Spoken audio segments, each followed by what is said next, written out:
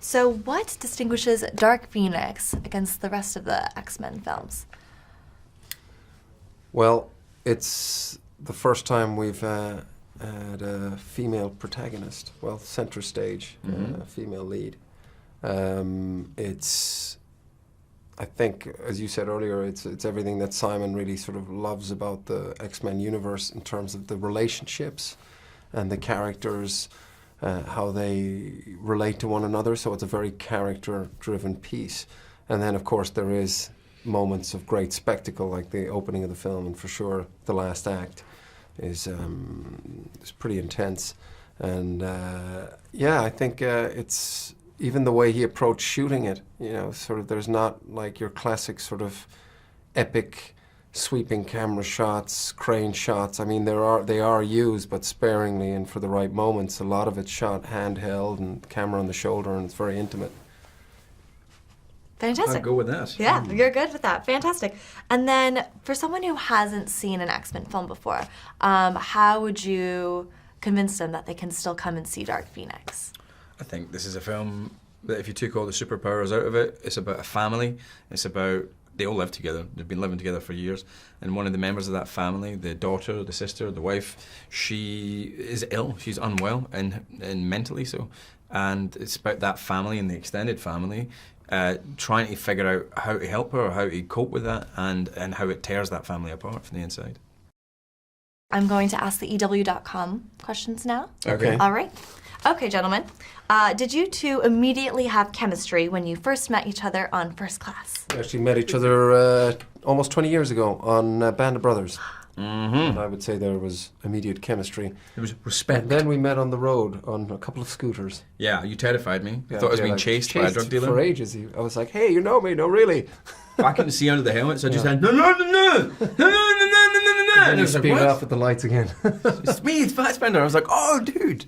There was an immediate chemistry, I think, and that's why we ended up doing this together, I think, because it Well, was... James was at my audition as well. I auditioned for Eric, and James was kind enough to be there for that, so that was... It felt very natural. There was scenes in the when we were filming that were kind of like two guys shooting the shit about who they love and the people they're in love with, and it did feel very comfortable and very just like a couple of guys, which I think ended up working. That's amazing, and that brings me to my next question. Where are Eric and Charles in terms of their relationship in this film?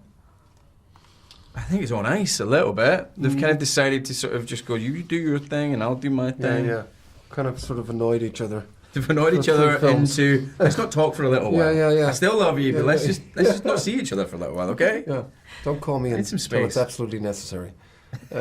I'll be there, Yeah. but just don't call me over for something. Make sure it's important. Yeah. I mean, both of your characters are very lovable, but if you had to pick another X-Men character to play, what would it be?